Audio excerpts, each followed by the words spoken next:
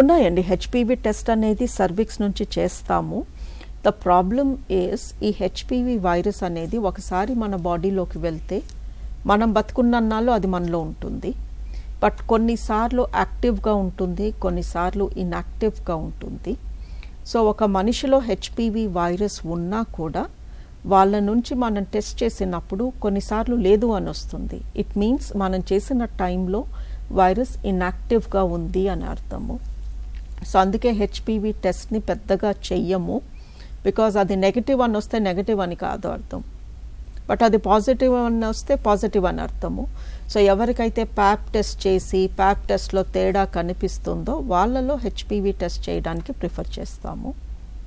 But నాకు HPV ఉందో లేదో చెక్ చేసుకుంటాను, లేకపోతే వ్యాక్సిన్ తీసుకుంటాను, ఉంటే తీసుకోను అంటే అది కరెక్ట్ కాదు. బికాస్ మీలో హెచ్పివి ఉన్నా కూడా మీ టెస్ట్ నెగటివ్ రావచ్చు.